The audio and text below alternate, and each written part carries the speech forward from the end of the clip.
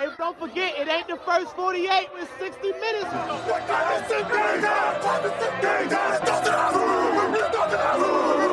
with the king, best not miss. Even the score now, we need to score now. Back on that wall, when you hear that call, you know it's going down. We play from beginning to ending, you know how we finish. Turn to the bank, gotta handle our business. We need the ball, so it's time to go get it. Play with your heart when you hit, make it feel it. You know I'm with. You come to the bank and get out of line, we sending a blitz. Say who you with? You know I'm with. That purple and black, and when we attack, you know what it is. You're now locked into Zone 32. Ladies and gentlemen, welcome back to another episode of the Zone 32 podcast. Birds aren't real, and we have a trio in here tonight. My name is Jake. His name is Drew. His name is Will. We got time. Say what's up to whoever's watching. No. I'll find that. See, they don't fucking like you. Anyway, Darius Washington. Somebody already commented? Yep. Oh, I told him the Red Sox are going to beat the Royals. He's pissing his pants as we speak. Yeah, you're the pants pisser out of everybody here. Oh, get out! There we go. My boy Christian Campbell. Fuck baseball. Yeah, fuck you. 9-7 Red Sox. Top of the 11th inning. I told Jabba that the Red Sox are going to take 2 out of 3 from the Twins, or from the Royals, and then he didn't believe me, and then it happened. Credit to me. I'm always right. So we should go on to our Darius Washington from Drew always being right, because I was right about our first round pick as well. That's fucking right. So, yep. Other than that major meltdown, which he argues is deep fake, it's all good. But anyway, our Darius Washington, fucking free agent this year. They offered him a right of first refusal tender. He eventually accepted, even using his feelings on Twitter, only to discover he popped his Achilles. So he's out for the year, making the Malakai Starks pick look a lot smarter. So Drew, apologize! I mean, just credit to me for keeping it together on draft night and knowing that, even though I really wanted Mike Green, that the right pick was Malakai Starks, and that, we're just better off for having taken a safety in the first round and then getting Mike Green in the second round. Anybody who shares tweets or videos that state otherwise, that I wasn't a fan of the Malakai Starks pick to begin with, is lying.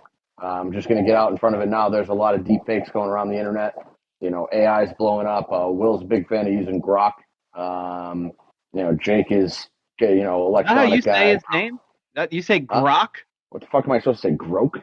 I think it's Grok. It's Grok. Why the fuck would it be Grok? Yeah, why the fuck would it be There's Grok? no A in there.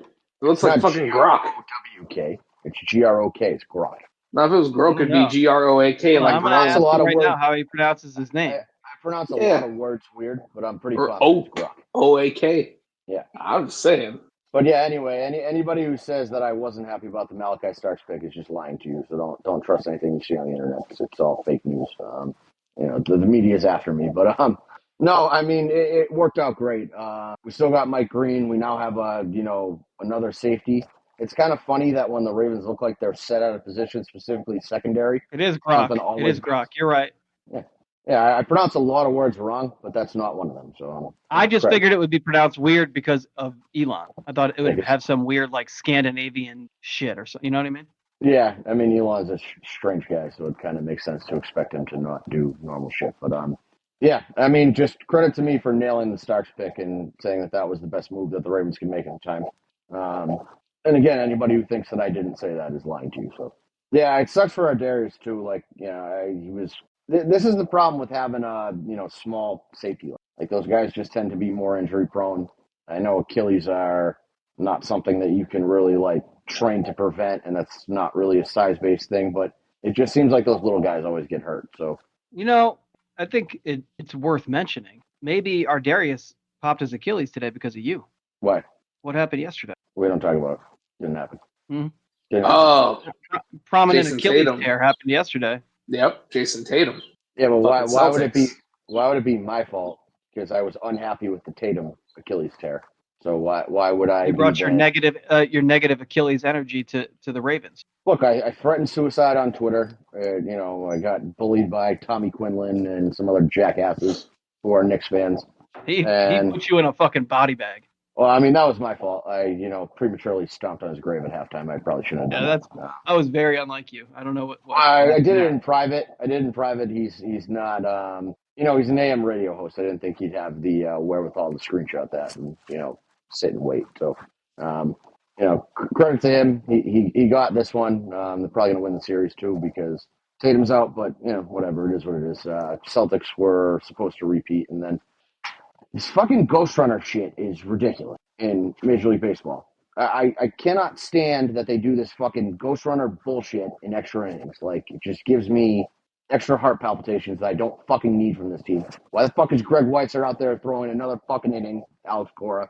Whatever. Yeah, so fucking Red Sox got smoked yesterday. Fucking Tatum tears his Achilles, and now I got to deal with Darius Washington tearing his Achilles. So, bad things come in threes. I'm sure something fucking horrific's going to happen here. Sure, Javier Baez going to get a 900-foot walk-off home run. Bad day to be Drew. Sox going to blow it, dude. Yeah, I know. This is how this fucking Red Sox team functions. At least I'm not an Orioles fan. That's the only upside. You're not wrong about that. He literally just hit a 3-run home run to fucking walk it off after I said, somebody fucking clip that shit. I fucking said it 10 seconds ago. This dickbag gives up a fucking walk-off. Damn it. Good timing. That's great. You guys cry about Brandon Hyde all the time. Alex Cora is a fucking terrorist. Fucking tired of this retard managing the bullpen. Well, hold on. Didn't he like lose his job, lose his job, and then they just gave it back to him? Yeah, I mean he quit. They fired him because of the whole Astro shit, and kind of were just like take the fake COVID year off, and then they brought him back. I mean, they won in 2018 because they had a fucking loaded roster. Like Helen Keller could have managed that fucking pitching staff and bullpen. There's nothing that he did that was cutting edge there. They had all the fucking. Was he the manager? Yeah, he was the manager in 18. Farrell was 13, and then they had a whole bunch of fucking slapdicks between them. And then it was fucking. I thought the Astros shit for Cora was like during the Nationals run. No, Cora came over before that actually all like exploded. Oh, because they won in 2017. The Astros. Yeah. So Cora was there for 17, and it was Hinch, and then Hinch is now the fucking Tigers manager. I'm sure they're fucking cheating, and that's why they knew what pitch was coming. But seriously, why the fuck do you leave that loser out there for a fucking second inning? Whatever. People think I get mad over the Ravens. VD already turned off the podcast. Yeah, I mean, I'm sure VD loves watching me melt down. I lose my mind way more over baseball than I ever do over fucking anything football related. But this is, yeah. So I got fucking torn Achilles. I got the Red Sox blown out yesterday. I got Darius tearing his Achilles today. And the Red Sox blowing a game in fucking 11 innings today. So, who's got it better than me? Nobody. There you go. Well, from two people wanting coaching changes in baseball to a coaching change actually happening in football, Sam Cook is no longer with the Ravens. He wasn't a special teams coordinator. He was a kicking consultant, some shit like that. So did he say some shit? Job title. Did he say something like in defense of Tucker? I read people making comments about that. I didn't really understand where it came from, but not that I'm aware of. I wasn't aware of it either, but there were like 3 or 4 tweets in response to like, this is what happens when you back your guy. And I'm like, I don't remember. I forgot Sam Cook was even a coach. So, right. Until he got let go. I also think that, again, kicking sucked last year. Our punting has been subpar since he retired. So, I don't really think we're losing much with him leaving. Those who can't teach. And so he was a great punter. So obviously he can't teach stout hunting. You know what I mean? And I'd be totally happy if we purged the entire special team staff. I mean, you have been the most vocal Chris Horton hater of all time. So he fucking stinks. Every fucking season we deal with this bullshit, these stupid fucking issues every year, and then it's like, oh, okay, it gets cleaned up late in the season, but dude, it's fucking special teams. It should be clean all the time. I also feel like our approach to special teams in general is kind of like ass backwards. Of like Harbaugh uses it as like a training ground for guys to earn snaps. And so you get players out there who aren't always the most qualified for their position. Like I think it was Trippy actually brought it up a couple weeks ago on the podcast that Tylan Wallace was never a kick returner before he came to Baltimore. Yep. And now all of a sudden he's shoved into the kick returner role. You have guys like Chris Ford or Justice Hill who are just kind of hard-nosed football players who make special teams work. But that's not a talent that a lot of guys have. A lot of people view special teams as like grunt work and that they want to actually play their position that they were drafted for, and they don't view special teams as an opportunity, so they kind of fucking mail it in, and it shows up. You know what I mean? And I feel like that's why our special teams has always struggled.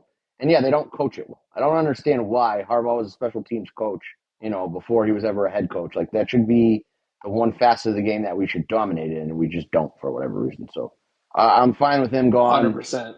Chris Horton can go. Anybody involved with special teams can fucking go. Let's start fresh and A get couple of him years right. ago, it was the strength and conditioning staff that needed a purge, and they did it, and it's been a huge improvement since then. So I think we have to look at the special teams the same way. For whatever reason, the Ravens are too loyal to coaches that don't work anymore. They always go at least 1 year too long, if not. Yeah, and I don't ever understand that approach.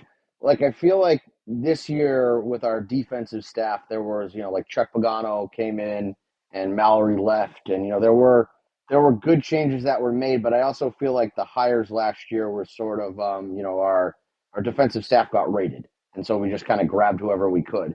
And so that's why we made those changes there. But when it comes to guys that they, actually want and actually hire and, have like a plan and plan it out and bring them on the staff, like, they're way too slow to move on from. Yep. I don't really understand why. I feel like it hurts the team overall when they do shit like that.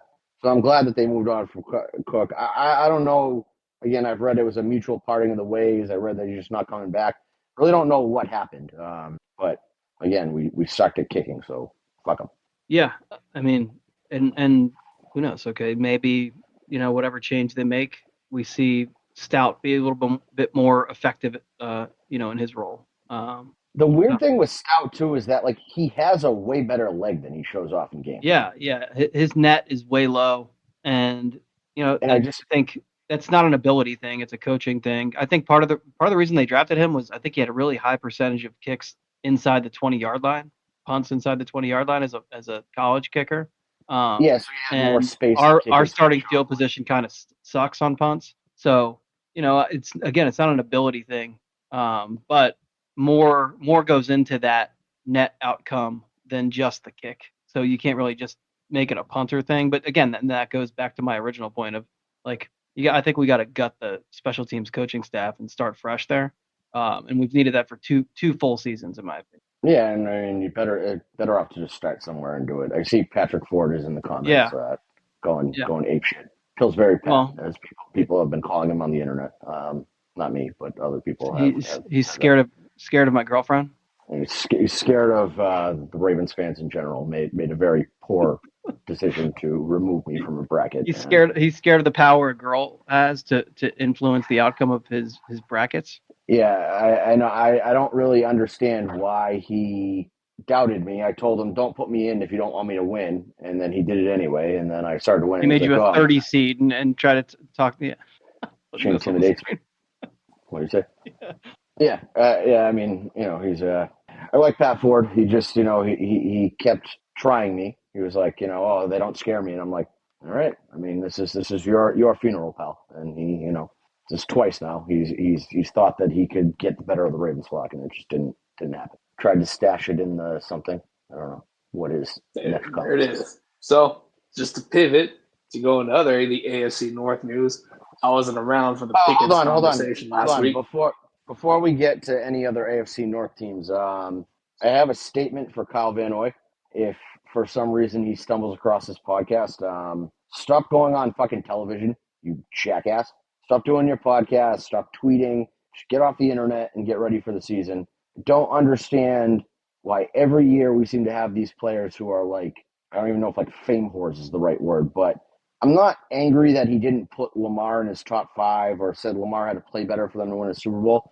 It's like the optics behind it. And it's just completely tone deaf and stupid to put that shit out there and then have people react to it and then be like, well, I didn't fucking do anything. It's like, just don't give people the opportunity. You're a fucking football player, so just play football. Stop going on ESPN. Stop giving people clips. You know how many fucking Bengals and Bills fans are going to tweet that stupid fucking graphic of Kyle Van Noy pointing at his top 5 quarterbacks and it doesn't have Lamar Jackson in it? Like, nobody wants to see that shit all of them. Year. Yeah, but you fucking give people ammo and then you're like, well, why is everybody mad at me? And it's like, because you gave people ammo, you idiot. Like, just don't do that. And then he acts surprised that we're like, fuck off.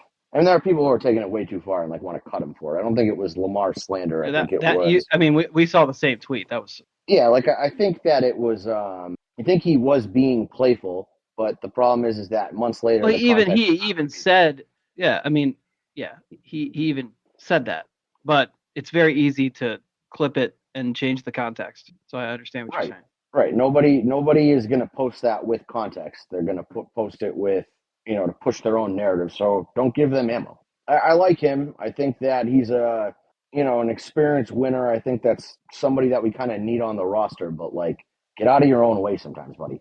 Or, he made the extension comments about, he's talking like JJ Watt. And you and I talked about this. I don't think he was talking about the, Ravens and an extension with them. I think he's smart enough to know that he's 34 years old and he's not going to get a long-term commitment from anybody. And I think that was more of a shot at Bill Belichick and the Patriots from his time there. But because you posted on Twitter with no context, without directly saying the Patriots, people are going to read that and be like, oh, trouble in paradise. KVN's unhappy with his current Ravens contract. And it's like, just stop giving people opportunities to do that. It's not smart. It's the same shit that I used to get on Bateman for. Same shit I hated Hollywood Brown for. Like, just shut up. Shut up and play football. That Laura Ingram woman with the shut up and dribble comment was like, got killed for that because it was political, but she's kind of right. Like, sometimes players need to just shut up and do their jobs. Get out of their own way. I mean, just devil's advocate. I understand what you're saying, but again, he is 34. He knows damn well he's one, unproductive or injury season or whatever. He's one. This could be his last year any year. So one injury marred season. Well, it's just basically his career could change very quickly right now at this age, based on what he does, and he's coming off. I think last year was his career high in sacks. So it was. He, obviously he's going to keep playing as long as he can, especially if he's performing at the level he's been performing at, and he's going to get paid. I think he gets a 1-year deal coming if he can replicate what he did last year or come close to it. He'll probably get a 1-year deal that's close to what he got for 2 years on these last two. So he's putting himself in a good position, but he's also, I think, with this stuff where he's on mic and he's making, basically like clickable content, he's basically positioning himself for a good paycheck after. I think that's really all that's happening. It's his life. He can do what he wants. But like, if he doesn't want the internet back and forth shit, because he's the kind of guy who gets, I don't know if pissy about that is the right word, but he definitely fights back with fans. Like, if you don't want people in your mentions saying, why the fuck did you say this about Lamar? He got pissy in Sarah Ellison's mentions about the videos like, oh, y'all didn't understand the context. It's like, the context doesn't matter, man. Like, just don't say it. If you're not ready for the pushback and the people tweeting you shit, then don't fucking open your mouth in the first place. And I feel like, I shouldn't be like lecturing a professional athlete, but it's also fucking stupid to see people say shit like that. Like, the fact that he didn't understand why it was taken the way it was is just bizarre to me. And again, when you look at that list, it's got Patrick Mahomes, that's the guy that sent you home in 2023 in the AFC Championship game. It's got Joe Burrow, who's a division rival that's never beat you. And then it's got Josh Allen, who's the guy who just sent you packing last year. And then you make some quip about Lamar and, he's my guy. I don't want to give him too much credit. Like, really wasn't that funny and just gives people ammo that doesn't need to exist. So, or again, the contract extension stuff, like, nobody fucking cares about your contract, man. I hate to break it to you, but like, most of us don't really give a shit about players' contract. I know there are some people. I really do feel like he's commenting more in a broad sense. Like, that right there, I think was an example of what I'm talking about, where he's putting something out there that is more what you're gonna see from him when he retires from playing. And it's because like the Trey Hendrickson stuff, which we're gonna talk about. I mean, he has insight into that is unique because he's on the other side of it. He's on the side of it that Trey Hendrickson. Is it really all that unique though? I mean, like, well, it's unique that like how many people ever have experienced it firsthand as an NFL player. I mean, we killed the running backs for their little, fucking Zoom powwow. But running backs wanted to go from making $10 million a year to making $20 million a year. But this is a 34-year-old guy that wants to go from getting 1 to 2 year deals to getting. He didn't say that though. He didn't say that, but that's how it comes off.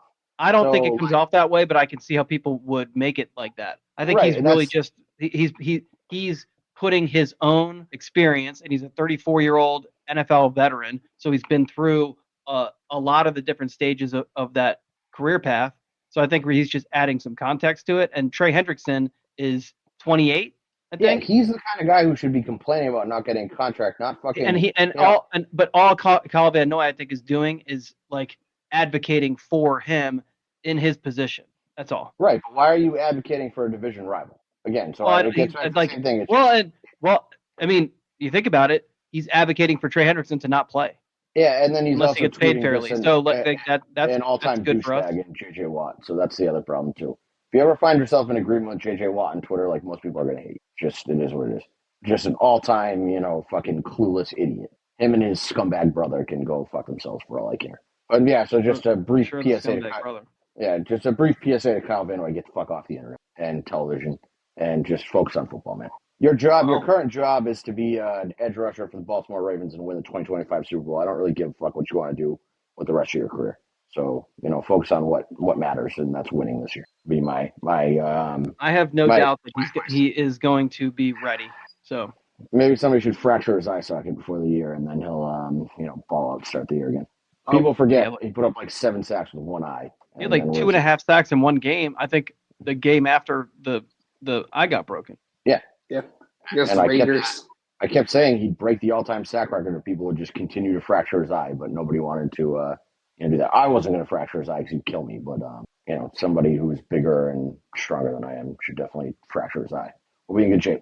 I think I do think that when he does he makes the whole transition out of playing to being in media, he's going to be good on TV, personally. I mean, maybe this is just like a old man yells at cloud stick, but I find most former players and shit, like, they're all the same, Like, congratulations, you played in the NFL. I get it. Like, you have brief moments of clarity, but the rest of it is just this, like, pompous, arrogant way of talking to fans, being like, well, I know more than you because I played football. Like, yeah, I get it, buddy. You played in the NFL. Like, fuck off. I mean, it's LaShawn McCoy, it's Acho, it's all these guys. They all talk the same way. I feel like KVN just could be another one of those. Whoa. We're not going to put LaShawn McCoy and Emmanuel Acho in the same category of they played and they're in media. Why? They all talk the same. Because LaShawn McCoy had a real career and Acho did not. Right. Marcus Spears, you talk about. There's a lot of guys who I think they have more credibility because of the fact that they had a successful NFL career. It's when you have guys like Dan Orlovsky who has a career like 10-13 record and was on some of the worst football teams of all time and has one of the worst highlights of all time, and he's somehow the authority on fucking NFL football. Like, okay, he people were clowning on the Ravens signing Cooper Rush. Cooper Rush has a better NFL pedigree and resume right now than Dan Orlovsky does as a person who hasn't played football in 10 years. Yeah, but again, Dan Orlovsky stole that take from Thomas. Still really funny. Yeah. True. Crazy. So like they give a platform to people who like, okay, and those same people love to say, like, just hypothetically, they would say, me and you don't know what we're talking about because we never played in the NFL. Fair enough, I guess, but I don't know how much more credibility you gain from being a loser in the NFL with basically like a hilariously short resume than having none at all, versus like guys like LaShawn McCoy, who's like, he's probably all pro player, right? If like Randy Moss is criticizing wide receiver, valid, because you're Randy Moss, you're you're probably the greatest wide receiver to ever play football. If you're just like a one-time All-Pro and you're like criticizing Lamar, or you're criticizing Mahomes, or you're criticizing one of these like elite players, it's like, what's the difference between you doing that and me doing it? Because you're criticizing somebody who is clearly more successful than you were on the field. But to me, there is still a difference between LaShawn McCoy weighing in and Dan Orlovsky weighing, just because the two of them had very, very different experiences as professional. Yeah, I mean, one didn't get bullied out of town by Chip Kelly, and one did. So one got bullied out of the end zone. Yeah, that's true, by Jared Allen. Great clip. Yep. One doesn't wash his towels. because he thinks that while he's clean. maintaining 6 feet worth of distance before COVID. One thinks that it's okay to go multiple days without showering in the summer if you swim in a pool. One doesn't. Yeah. So, I think there's a sliding scale with some of these. I get your overall point. Yeah, it's just like, I just find most of those players to be run of the mill, fucking talking. I find KVN to be a likable guy, just in general. When I've seen him in a lot of different ways. Sometimes it's just like he's doing some sort of Ravens media. Sometimes he's doing like a podcast appearance or whatever. And then sometimes it's more official, whatever. He's a likable guy. He has a lot of experience. He's been on a lot of good teams. He's won championships. And I just think his insight is more valuable than other former players that have a platform. Yeah, I just Acho being the guy I'm thinking of. Yeah, again, Acho is willing to mix it up on Twitter and not get emotional with noted assholes, and Kyle Van Noy is not. So I would give Acho. Well, we'll see. He's still a player right now. Yeah, I don't know. I mean, again, I've gone back and forth with Acho multiple times, and he's not ever gotten upset with me. So I think KBN as a player would, especially if he has aspirations to be in media, him not doing that now is probably smart. Yeah, I mean, him just not being on the internet would be smart. I would advise most players to just log off the internet and don't. No, I agree with you on that. The players should close their replies and not mix it up with. Yeah, not again, because you get into the J.K. Dobbins, Rashad Bateman territory of like getting upset when people have differing opinions of you, and I'm not trying to see that. I'm not trying to deal with that all year. Speaking of players who are mentally soft and unable to function in normal society, George Pickens is out of the AFC North. I forgot about that. Unfortunately, our resident Pickens fanboy Grant is not here. How convenient. Yeah, no show just like George Pickens does for most games. But I digress. I have made the take on Twitter several times now. People are not thrilled with it. That David Ojabo is clearly the better pick out of the two. Ojabo's still here, and Pickens had to be removed from his team because he was such a cancer. So, well, the counter argument to that will be: will David Ojabo make the 53-man roster? And I'm not David so sure. Ojabo, you cannot take it away from him, is on a Hall of Fame pace on a per snap basis. I've had to repeat that a million times. Except for when he's a healthy scratch in the middle of the season because he hasn't played well at all. Yeah, 2 years irrelevant to this per snap. Irrelevant. George Pickens is going to have a better season statistically than David Ojabo this year. Not on a per snap basis. How do you know that? On a per snap basis, yeah. I have faith. Pickens and Jerry Jones are going to be fucking brawling in 50-yard line at some point this year. Because George Pickens is going to be looking for a fat check, and he's just statistically. That's the thing, though. He'll probably get a second contract from somebody. David Ojabo, no. Yeah, when Ojabo, has a Zadarius Smith, Pernell McPhee, he's going to be out of the league selling insurance. He's okay, but Pickens, they can't pay him what he's. They can't. But because CeeDee Lamb has a gigantic contract. Dak Prescott has the most ridiculous QB contract besides Deshaun Watson in the NFL. So they can't afford to pay George Pickens. No. George Pickens George Pickens is going to get something like DK Metcalf got. Maybe 30. I don't know. I think we'll get more. I think he's going to get like $30 million a year.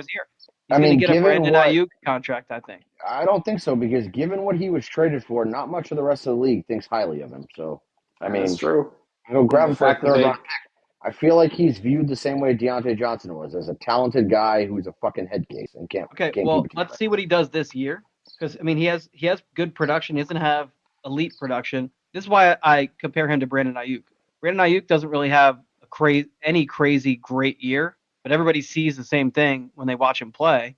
He's also kind of a fucking crazy person. If you compare Ayuk stats to Pickens stats, I'm sure Ayuk shits down his throat. I don't think so, dude. I think they're close. I think they're really close. I just don't.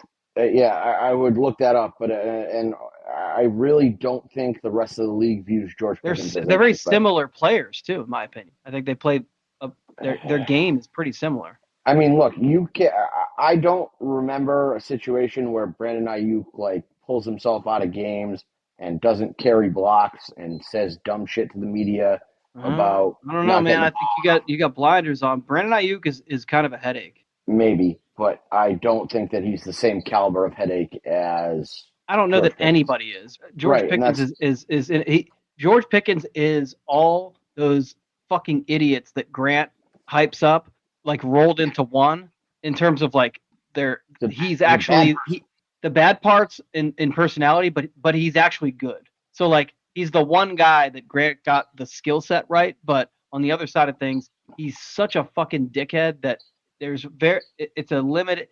His audience for who is going to be willing to tolerate that is limited, but at the same time, he has the numbers. The baggage with him outweighs the talent, and that's why teams don't want him. It's the same thing teams. There will be there will be a couple teams that do want him, and that's why he will get paid.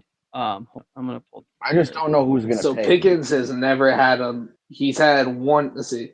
His best year doesn't compare to Ayuk's. He's never had as many catches in the 2 years that Ayuk did in 2022 and 2023. Ayuk has a better catch percentage. Like Pickens has been okay. Like 800 yards his rookie year, 11 and change in 2023, which I couldn't fucking believe. I didn't think he was ever a 1,000-yard receiver. Yeah, but that was also a bad offense. How many of these guys from the Steelers go elsewhere and don't do shit?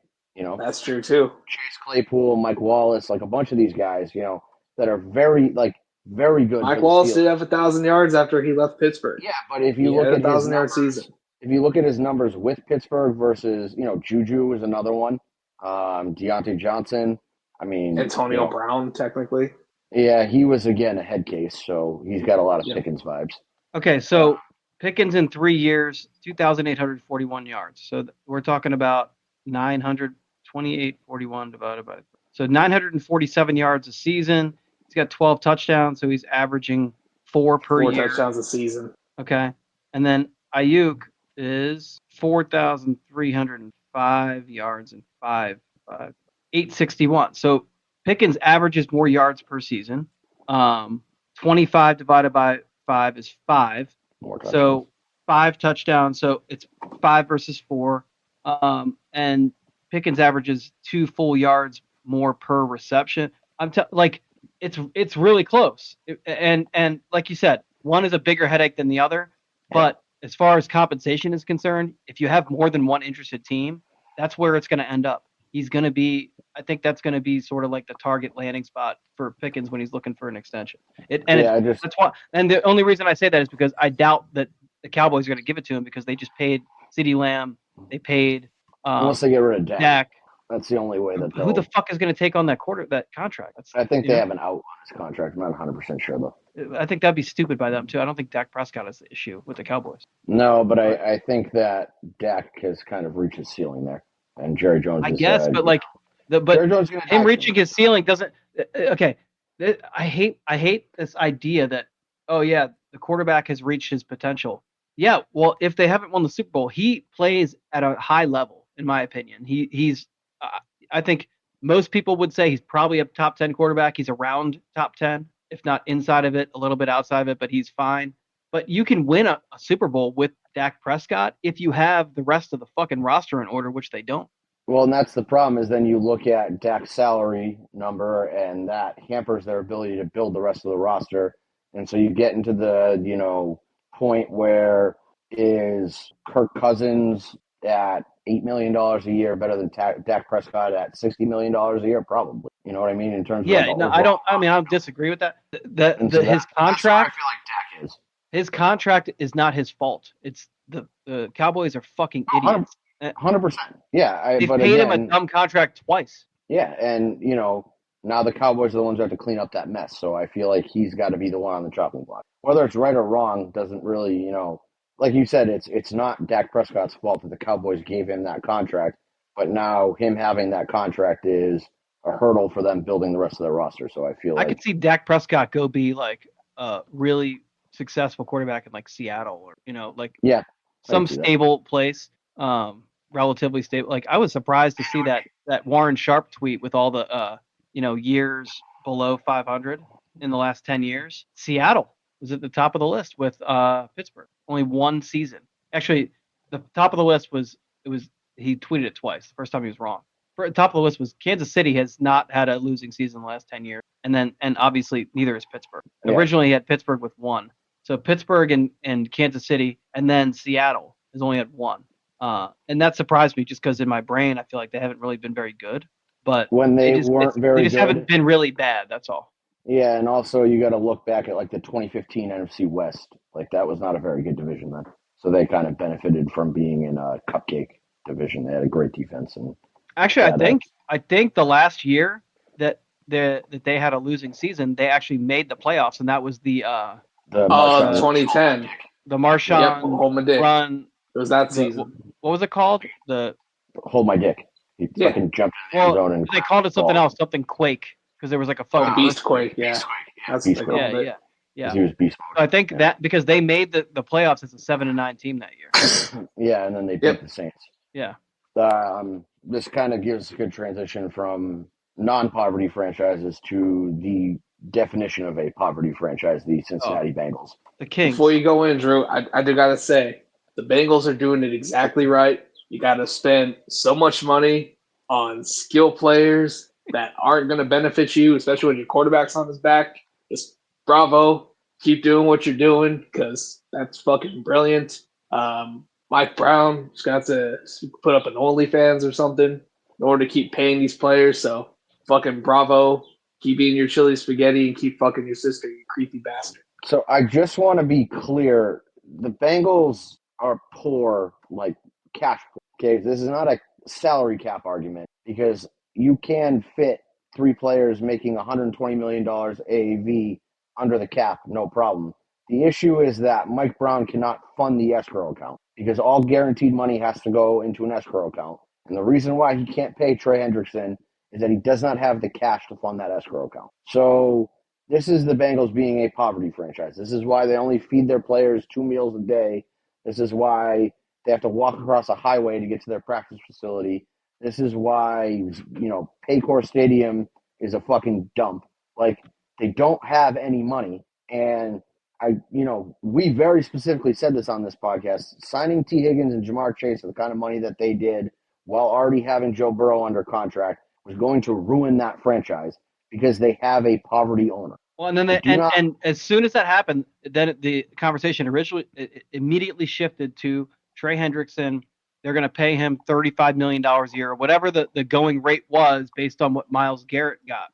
Because Trey Hendrickson is right there. Like when you talk about production, he's very good. Yeah, and he's really good.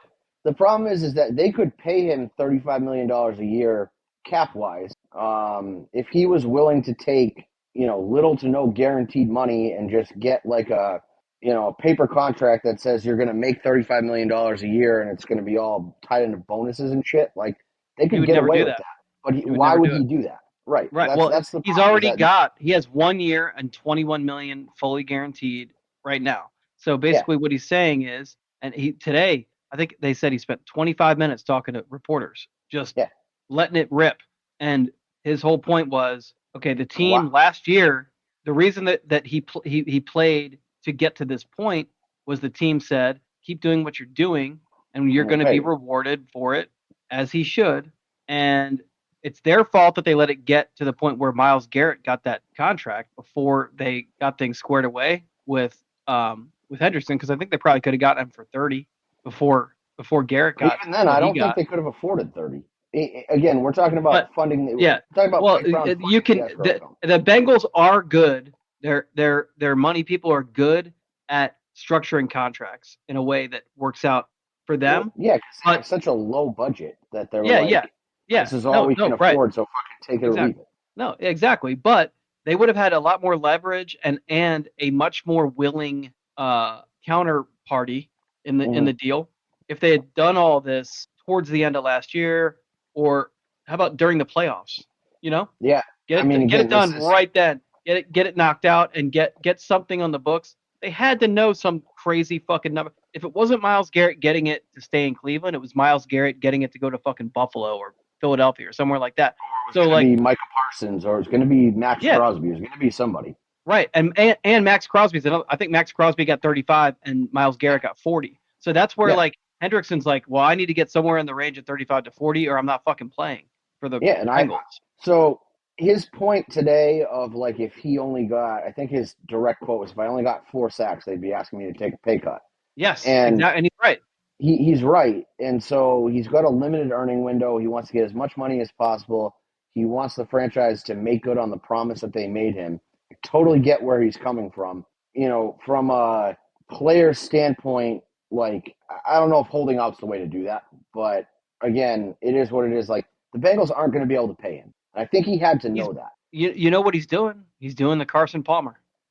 Yeah, get rid of me because somebody else is going to pay me. Yeah. And so because he's not George Pickens. Every other team that had, like, Washington is probably ready to knock down the door right now. They have a ton of fucking money to give away. Yeah, and they have a ton of picks, and they have a cheap quarterback, and they want to cash in on his, exactly. So cheap they're a juicy partner for the Bengals, but the Lions are in the mix. Yeah. Well, yeah, I guess. I mean, that would be fucking embarrassment of riches up there. They'll fucking pay him. I know. Yeah. They're a team that has not been good forever and are looking to get over that hump. And I feel like that's, a route to do it. It's, again, you and I poked fun at this group of morons on Twitter today, but, like, the Ravens fans who are like, yeah, see, this is why you pay your position players. This is why you don't overpay your wide That was our entire fucking point, that all that money they invested is in 3 offensive skill position players, and they still don't have an offensive line. And they were like, we're also about to extend Trey Hendrickson. Okay, yeah. You know what? Didn't somebody over there claim that the fucking T. Higgins deal was done 3 years ago or some crazy, like, 2 or 3 years ago? That guy also doesn't pay his taxes per sources, so I don't know if we should. Right. So, like, why do you think that if you were hearing conversations about that extension that long ago, because I don't doubt that he heard that something was some conversation was happening, but why do you think it didn't get done? Because the fucking organization is cheap as fuck. They cut corners as much as they can. This is the difference between this is almost every team, if not every team, except for the Bengals. So I have a question for you. It is their family business. That is their family business. The Bengals are the family business. Every other team, these owners, they buy a team after they're already billionaires. Right. It's like it's a pet project for them. They do it. They love it. It's fun. It's not something where if it loses money that they're going to be broke. Yeah, exactly. So you say the Bengals are cheap. My counter argument to you is if you see a homeless guy on the side of the road drinking store brand soda or fucking store brand bottles of water, are you calling him cheap or are you just saying you're poor? Because that's the problem with the Bengals. It's not that they're cheap; it's that they don't have the money to do these kind of things. Yeah. Yeah. So they have an operating budget, and it's year to year. Like that's why I said, like, it's a family business. We kill Steve Biscotti small sometimes because he doesn't come out of pocket for players. Biscotti. You know what I mean? Biscotti. He's got his fucking whatever he made all his money on. He's got all his fucking yachts, and people get on him for not coming out of pocket to make the big signings. And that's because he has the money. You know what I mean? Like, his net worth is very high, and he sometimes won't spend that money. I'm pretty sure he's worth like $4 or $5 billion. Yeah, he's got the money. He's got the money, and sometimes he doesn't spend it how we want him to. The problem with the Bengals is Mike Brown doesn't have the money. Right. And so, like, and the money he had to commit to 2 players. Yeah, and that's why, like, even the T. Higgins deal is smoke and mirrors. It's a 1-year deal. It's a 1-year deal, but that's still $30 million that he's got to put into an escrow account next year. He's got to put $40 million for next year, or even more than that for Jamar Chase. He had to put, $200 and something million in that escrow account for Joe Burrow. Like, right. He doesn't have any money left. And Cincinnati's a, poor loser city. So it's not like he's raking in cash from those games. Like, those are poor redneck idiot fans that don't have money, that aren't, fucking funding his bank account. So they're fucked. And we said this, they're fucked. And then everybody was like, nope, this is smart. They know how to treat Joe Burrow. They know how to give him the weapons he wants. Well, now you have no defense, the funniest thing about that, what all those people saying that was when they re-signed Chase and Higgins, supposedly people thought they signed Higgins for some, like, long-term deal, and they basically just signed him to, like, they upgraded his franchise tag. The funniest thing about that was those same people will tell you that EDC and the Ravens in general can't draft wide receivers. So who the fuck are you saying we should have done this with? I don't track the logic on this at all.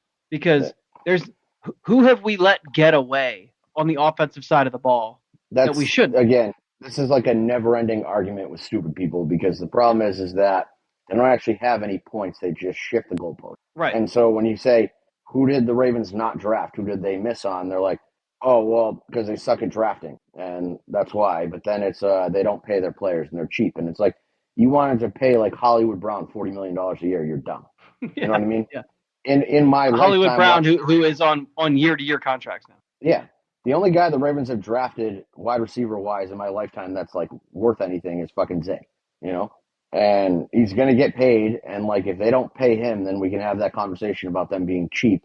But the reality is they haven't paid anybody worth, they haven't drafted anybody worth paying. So why are we doing these semantics over, well, and we can even add on to how, like, hilariously stupid it is that they even take this approach to the conversation, because we have extended players. I mean, obviously one of them's fucking Lamar Jackson, so that kind of blows up the entire argument from the get-go. But we've also extended guys on the defensive side of the ball, and those are guys you draft, you hit on them in the draft, you extend them, they're productive players, and the same people complain about paying defensive players. Why do you complain about paying defensive players? Well, why? And again, that's because of Warren Sharp. He posts his out-of-context salary per group, and people don't really seem to grasp that, like, we've got 4 rookies on the offensive line, so it's cheap. Right. Doesn't mean that we don't care about protecting Lamar Jackson. It means that we've invested draft capital in that position. Yep. And then we put a ton of money, like, because we didn't have to invest actual cash in the offensive line, we then can overpay Roquan Smith. And people don't seem to. Warren Sharp should have to do? Warren Sharp should have to post, okay, here's what the current year salary cap allocation is for this position group, and here's the projected when they are off rookie deals. Or here's the problem with their 2026 and their 2027. Here's their projected, because like that could put some context behind. You're talking about an offensive line with 3 or 4 guys who are on rookie deals, because offensive line is going to be the one that's really going to carry a lot of the weight in terms of salary cap commitments when you talk about guys who are off rookie deals. And then you go to wide receivers, a huge one. So like we have we have $18.1 million committed to against the cap, committed to wide receivers this year. Yeah, we basically that's because DeAndre Hopkins' head and said, "Hey, we have DeAndre Hopkins cheap as fuck. We have a guy in his second year. We have a guy who we just got on like Tylan Wallace. I don't even know what the fuck you call the contract he got, but it's a second contract, but it's basically a rookie fucking contract. And then you have Zay Flowers on a round 1 rookie deal, and Rashad Bateman on one of the more team-friendly wide receiver deals you're ever going to see in your Rashad life. Bateman on my agent doesn't know the NFL bylaws, and I got fucked. Yeah. And the Ravens threw me a lifeline deal. So we got $18.1 million invested in a really good wide receiver group, in my opinion. Yeah. I'm not calling it like top 10 in the league. It's probably, I don't know, it could be top 10, but there's top 10 potential, but I'd say it's probably top 12. It's just outside the top 10. And we're 28, I think, or 29 in commitments on money. So I think that is a sign that your GM is doing things the right way. And then with the offensive line, if you have a low paid offensive line with the best running team in football and the best running quarterback in football, and a quarterback who just put up a 41 touchdown, 41-4? That's what we had? Yeah. Yeah, 41-4. Yeah, I think the offensive line is whatever you're getting out of that offensive line for what you're paying, you're fucking crushing it.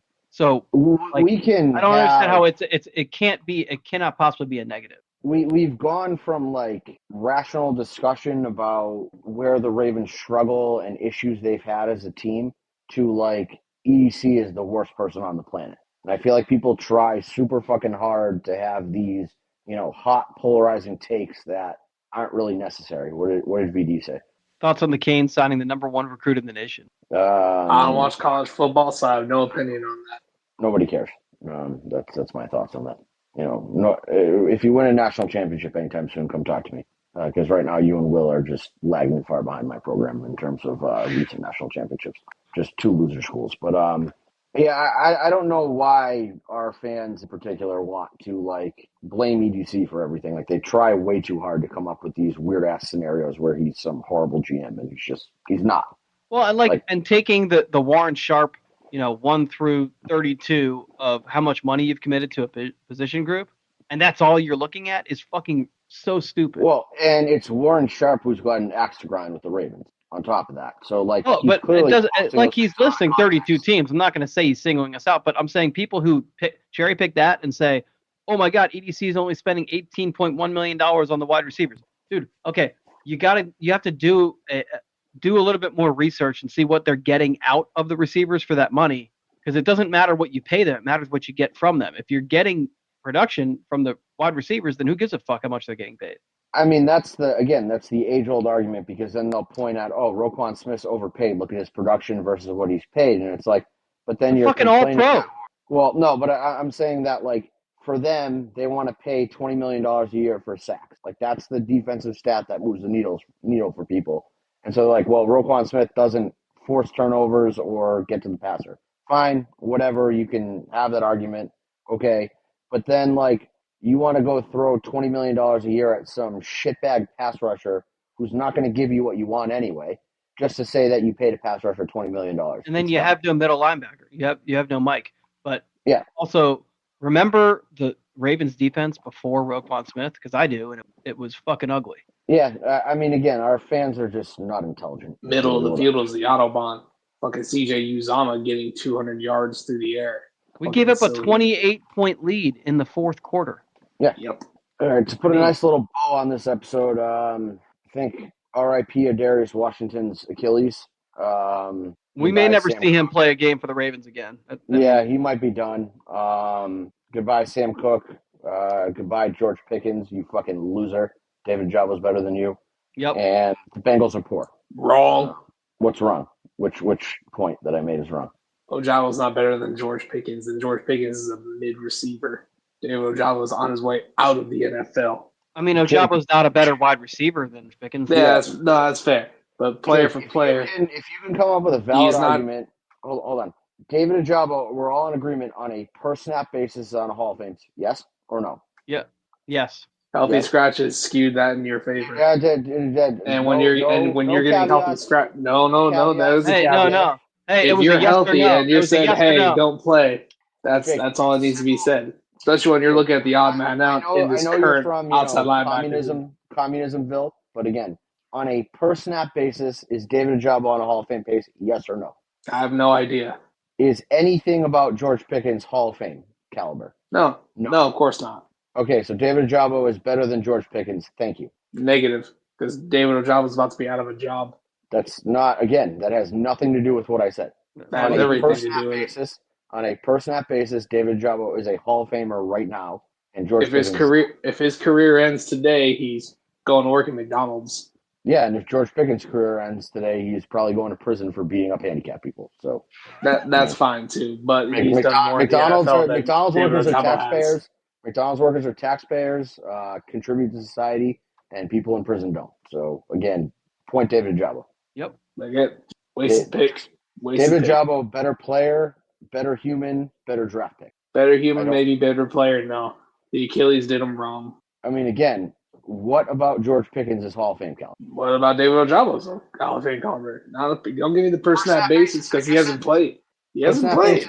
But he hasn't played. What the fuck do you mean? Break down his stats. Drew, who is this? No idea. Dalton Culp.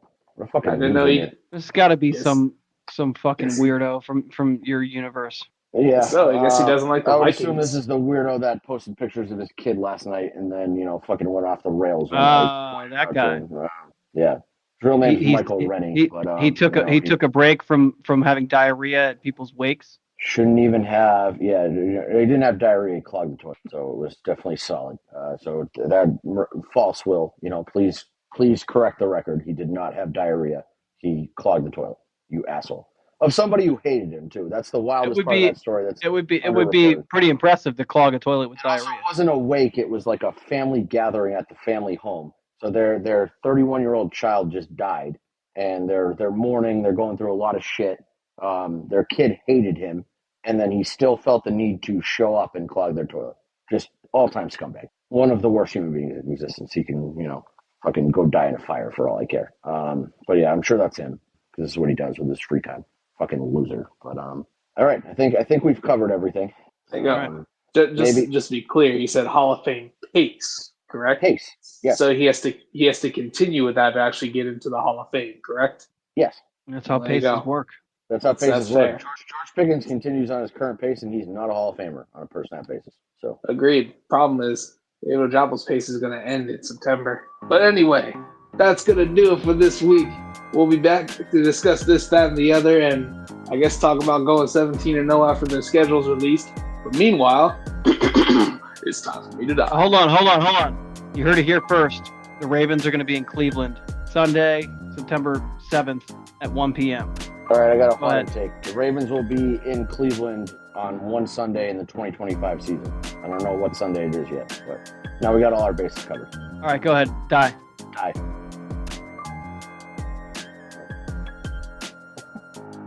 Or not. He just disappeared. Fuck. All right. Or not. There, that's it. Zone 32.